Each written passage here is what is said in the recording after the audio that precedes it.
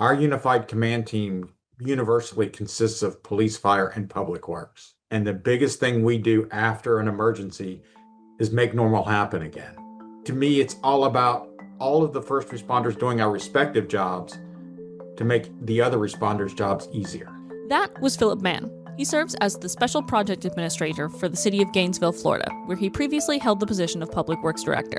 While police, fire, and EMS are commonly recognized as first responders, public works professionals are often on the scene as well, quietly doing the essential work without praise or recognition to restore normal. The quiet courage that public works professionals display on a daily basis saves lives and rebuilds communities. Here's Leon Barrett, who served as Associate Director of Public Works Operations in Salt Lake County, Utah, before his recent retirement. They don't recognize the value that we have until a disaster happens. And then suddenly, oh yeah, of course, we need to do this.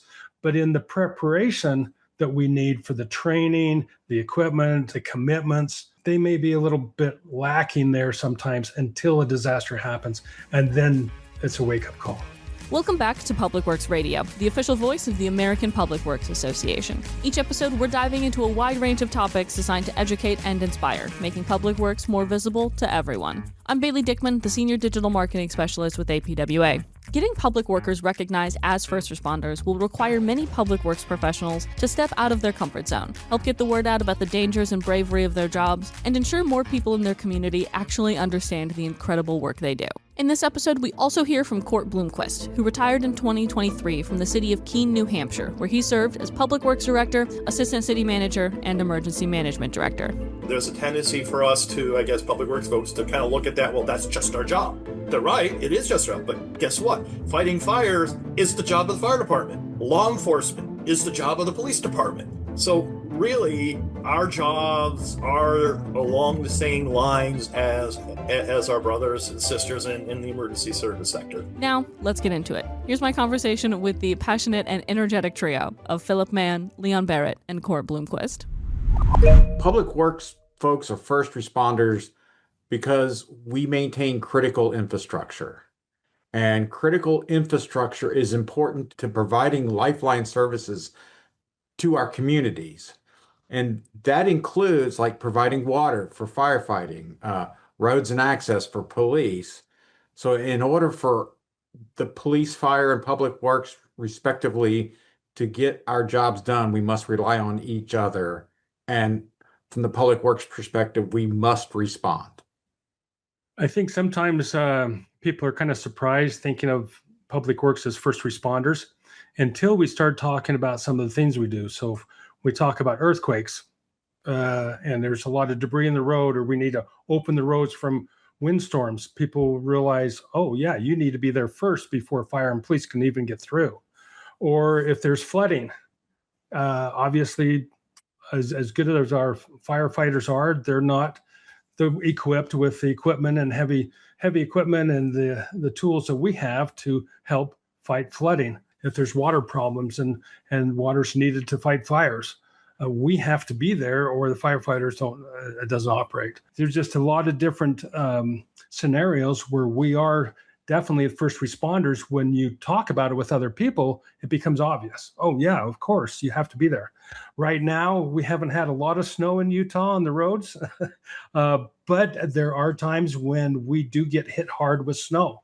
That is an emergency response. We need to be out there to clear the snow so emergency vehicles can get through if they're needed, and also to provide safety for the public. And we got to be out there quick. And so people recognize that we are first responders for snow removal, for example. And so it's interesting when you talk to people and they don't really think of us as first responders, because traditionally we don't go to save a life in an accident, or if there's a fire in a house, so we don't go to put out that fire. But when you start talking about the things we actually do, then it makes a lot of sense. Most everybody I know agrees, well, yeah, of course you're first responders. I live in a hurricane-prone state, and so kind of like snowstorms, we get to prepare for hurricanes.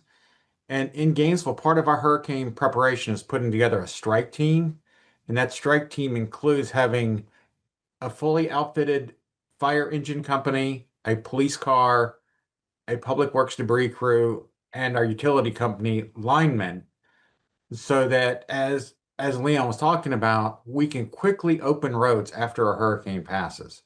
And then we can start providing all of the full gamut of emergency services to our neighborhoods. For Court, his military background gave him a unique perspective as to why public works professionals are first responders, and he's been on a long-time quest to get the word out about it. I started out my public works career in the military engineers. And in the military, of course, over time, we particularly in the 80s and early 90s, we were some of the first people into places because we built facilities. We built, again, in my case, we built, operated, and did maintenance on runways, etc. So I started off in having that view that engineering, public works, infrastructure folks, really, we are part of that first in, last out view. So when I left the military, moved over to the civilian world, it was, again, a little interesting getting involved with public works because we didn't necessarily have that same sort of view of ourselves there, even though most the services we provide are health, safety, and welfare for a community. You can't have a town, you can't have a city without water, without wastewater.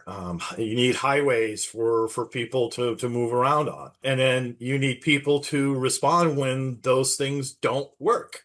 I guess I always used to say, public works, we have slow emergencies. We're not necessarily a fire department where you have that instantaneous, you have that very dramatic.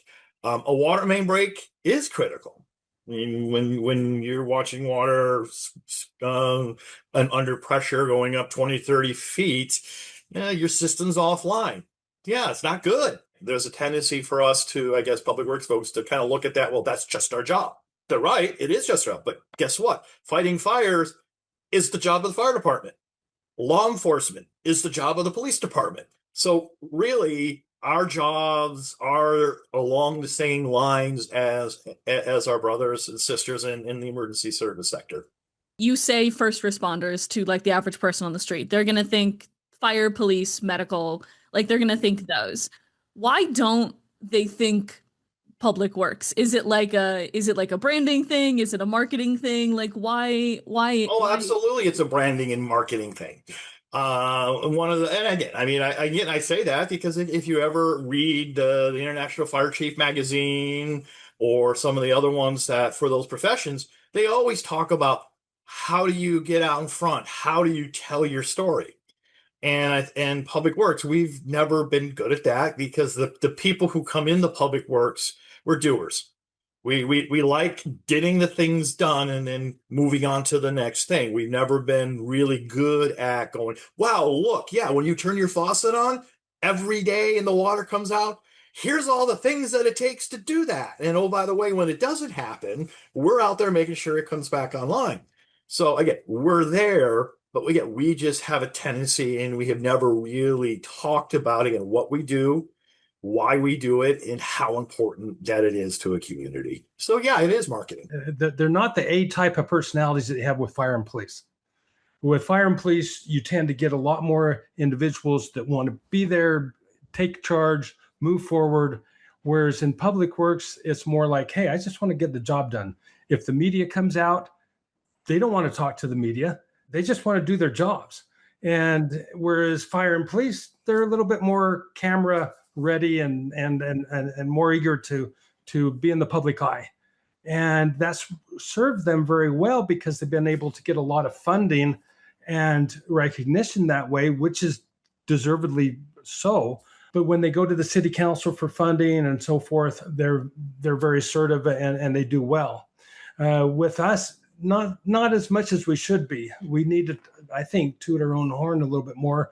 Not so much toot our own horn, but just explain where our situation is so that we can get better funding, we can get better recognition from the public. I think there's security and just a good feeling that the public has if they know, hey, if there's a flood, if there's a hurricane, if there's a big windstorm, we've got a big, strong public works department that'll come and fix it and help us. And obviously any type of natural disaster, you you become overwhelmed quickly, but they know that that is our role. And so just like fire and police, we have a role too. I think part of the issue also is that fire and police are first responders by nature. They work 24/7. I mean, our fire and our police department, their primary responsibility is to respond to emergencies. Whereas with Public Works, we're a Monday through Friday, 8 to 5 operation. We spend our work days maintaining that critical infrastructure, whether it's stormwater, roads, picking up your trash, all that gamut of stuff that Public Works does on a daily basis. And then when there is either a natural disaster or a planned special event, then do we pivot to becoming a first responder. And a lot of the incidents that we come upon, the motto in Public Works is first to arrive, last to leave. That is because a lot of times when these events happen, we're already out on the road working our regular maintenance programs. Mm-hmm. Yeah. And that is very true. What Phil's saying is that our workers work a lot under the radar unless there's a problem.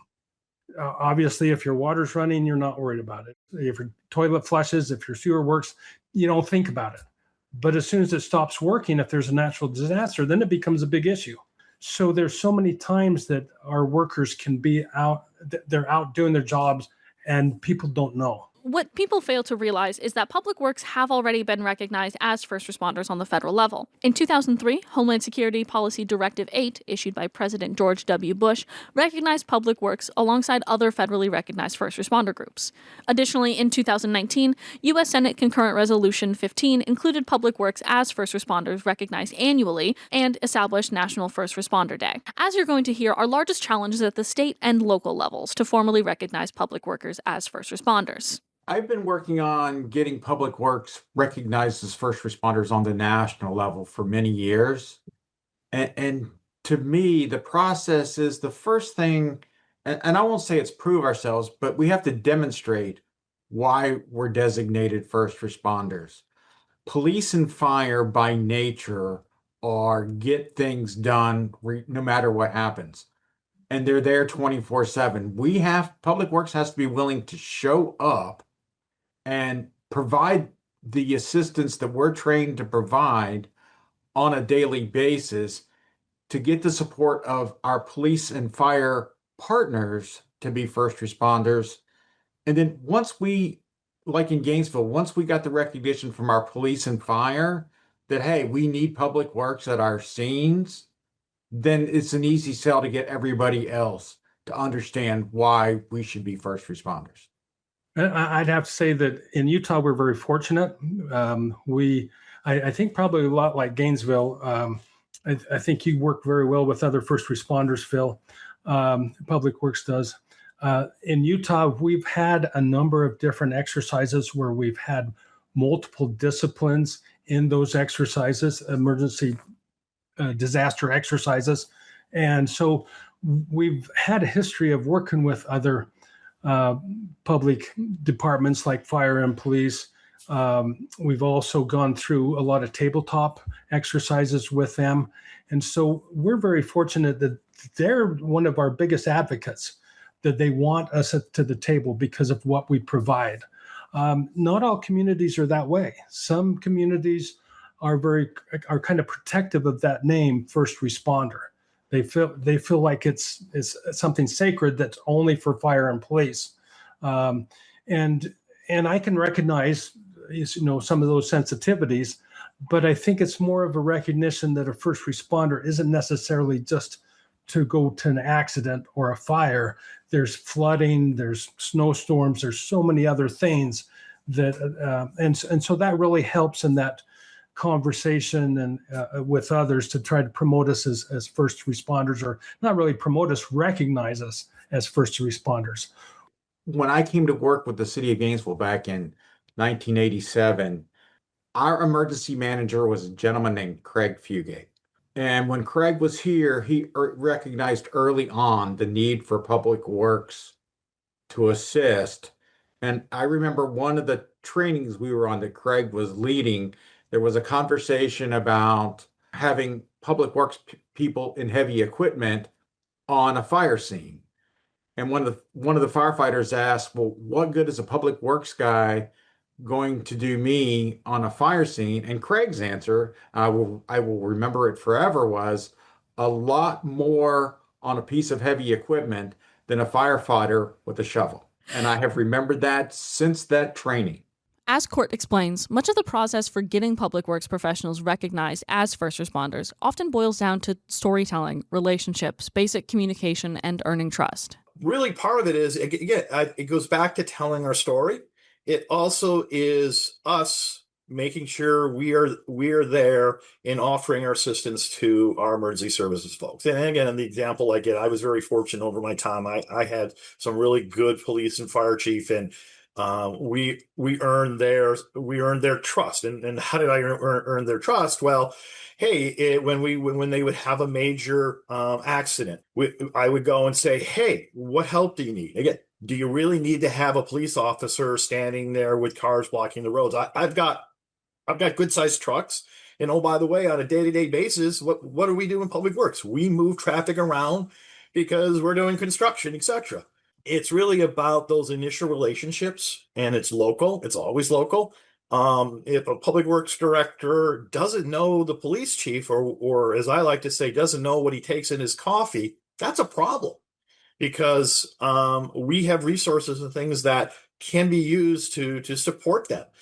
We had light carts. So if, again, fire department or police department had an incident, as you move towards light, they wanted to, again, have area lighting. Hey, I was there. I called my folks in to have them go and pull things down, set them up for them. So I think that's part of the process, is starting that sort of local connecting with your fire, police, and working with them on a day-to-day basis as they're going about doing their job. At the same time, it's also then talking to your select board, your city council, your thing, as you're doing just your budget. Again, reminding them as you're talking about, again, budget for water or sewer or highways, that, oh, by the way, part of our job is to respond to this. And oh, by the way, last year we had 6 water main breaks, and we responded to those in X number period of time to bring the water back on. So again, it is back to really kind of marketing yourself. Then when you start working in the state of New Hampshire, we've been very fortunate. A couple of years ago, we got the state legislation amended for the state definition of first responder, which now includes public works, water, wastewater, solid waste folks, at both the town and state level.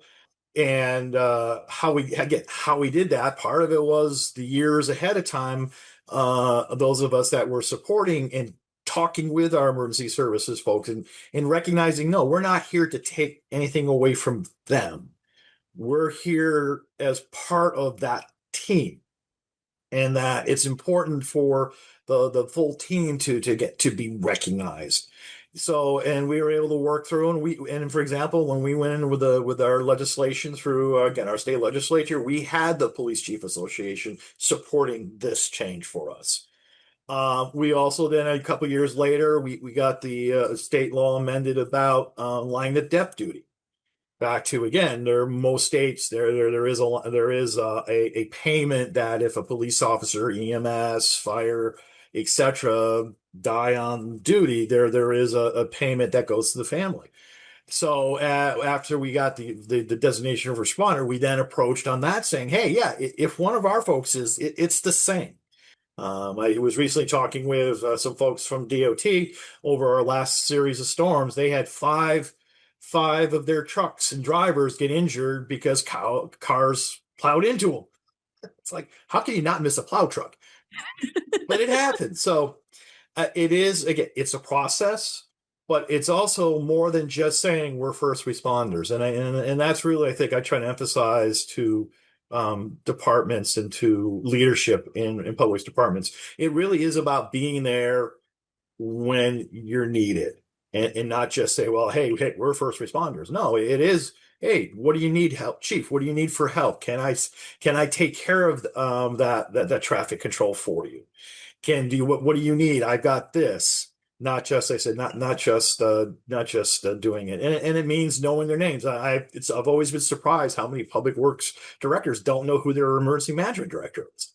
The importance of building relationships in the community was also something that Phil points out as vital. And one of the things we do here in Gainesville that started when I was the assistant public works director, if we get a major structure fire, our fire department will literally call us and ask us to bring out like a track hoe or some other piece of heavy equipment. And we've done a variety of things like creating a dam around the fire scene so that as they're spraying hazardous materials, it doesn't run off into the adjacent creeks. If it's a big structure fire that is pretty extensive, we'll use our track hoe to help them pull the building apart so they can water down all the hot spots.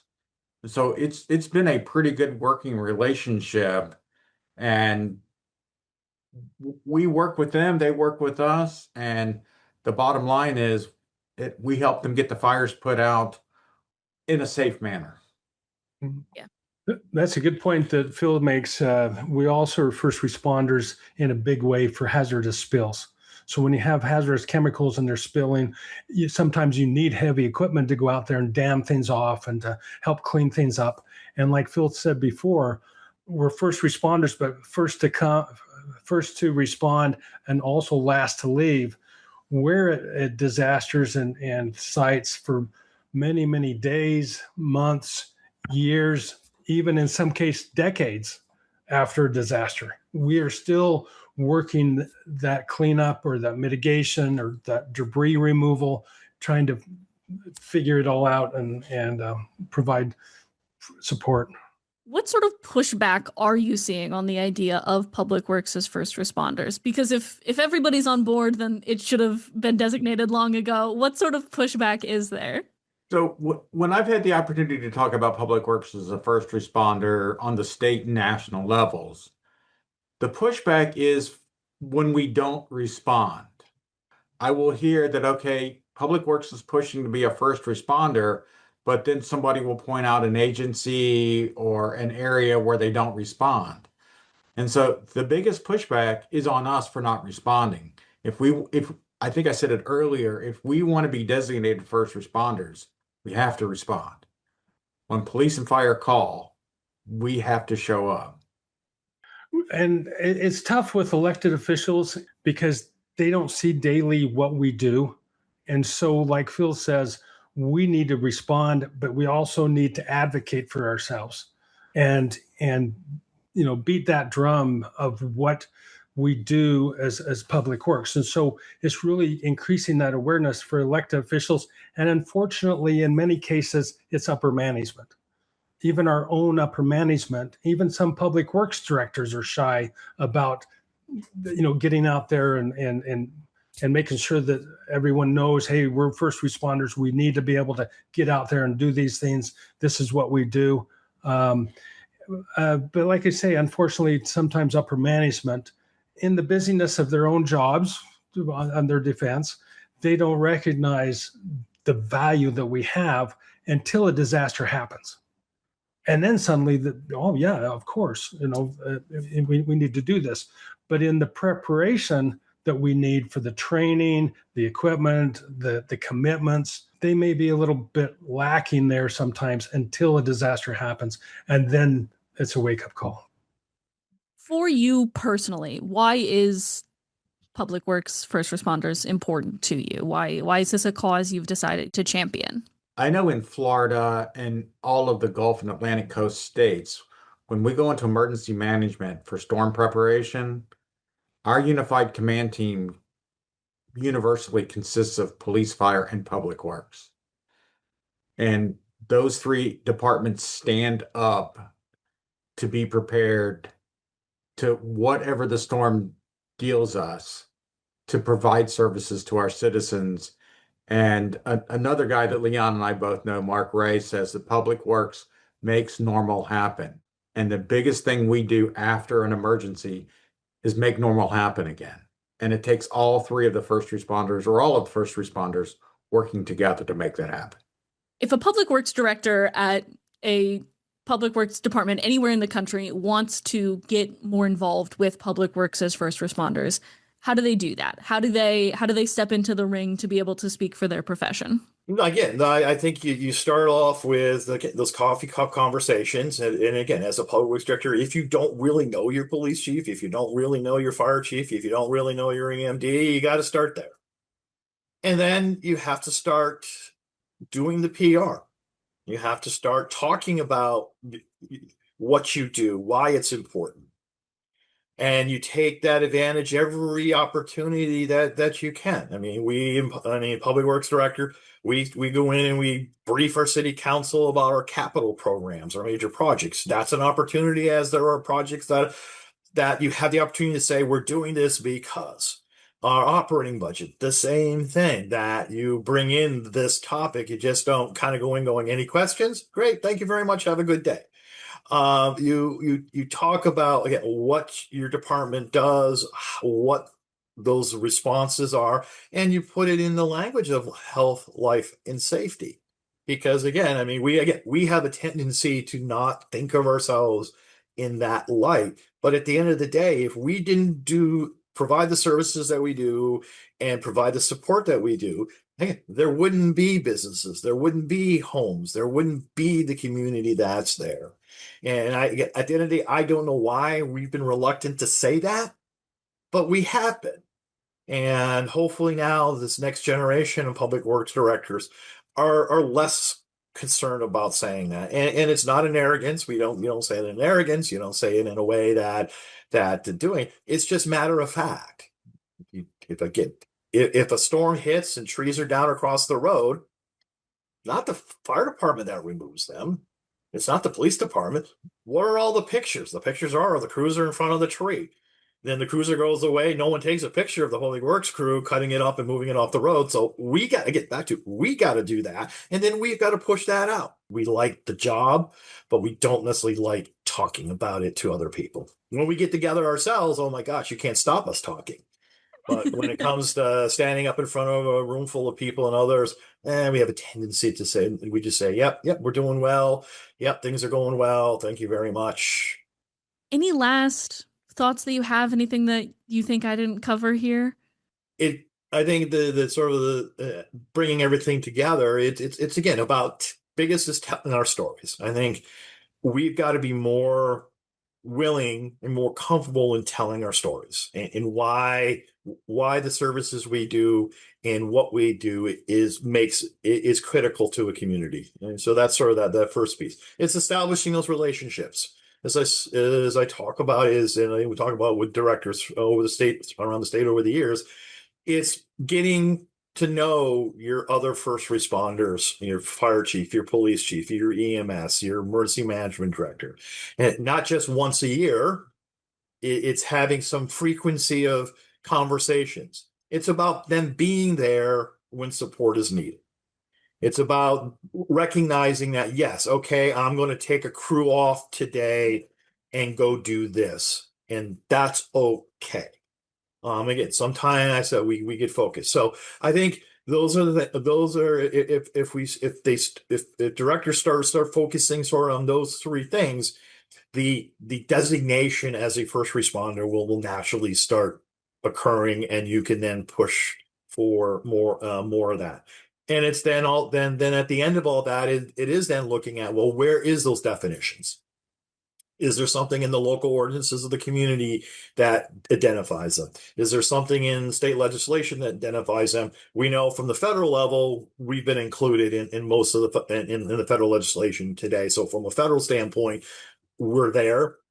But in most cases, it's not necessarily there at the state level. And sometimes at the local level, again, if they have those definitions there at the local level. Public works as first responders, we always will be. We just have to admit it to ourselves. I'd probably share and to anybody listening that's in public works or anybody outside of public works is to really try to be an advocate and get educated, be an advocate for public works as first responders, and look for ways that you can promote public works in your own community and in your neighboring communities. look and see if you have a public works mutual aid agreement with with the communities around you and in your state. There's not a lot of states that have public works mutual aid agreements that are specific for public works. There are a few, and but look around and try to promote public works mutual aid agreements in between cities and counties, and do what you can to increase that involvement. Before we really got involved in unified command, and when police and fire did their thing and we just supported, one of the things I recognized one time being in incident command is during a hurricane or during a tropical storm is we would have engine companies and police officers by downed power lines or trees with lines tangled up in them. And it made no sense to me why we had a sworn police officer or an entire engine company when I could just as easily send out one of our barricade trucks to barricade off that area and return that engine company or those officers into service to do more important things. And to me, it's all about all of the first responders doing our respective jobs to make the other responders' jobs easier. I agree with that. There's many times when I know when we had an earthquake here about 6 years ago, we had to cordon off Magna, which was the city where the epicenter was, and the downtown, because they had a lot of old structures that had been damaged. And so we went down there and put up barricades, like Phil said, and we're able to, so they didn't have to have as many police officers there directing traffic and so forth. And anything we can do to help provide our brothers and sisters and first responders to help them do their jobs, it just helps all of us. Yeah, the bottom line is it doesn't matter who gets the credit, it's the citizens we serve. Thank you for listening to Public Works Radio, the official voice of the American Public Works Association. And a special thank you to today's guests, Philip Mann, Leon Barrett, and Court Bloomquist. Make sure to subscribe wherever you get your favorite podcast, rate it, review it, or forward it along to a friend. And don't be shy about dropping us a note over at podcast@apwa.org so we can hear your feedback directly. We'll catch you next time.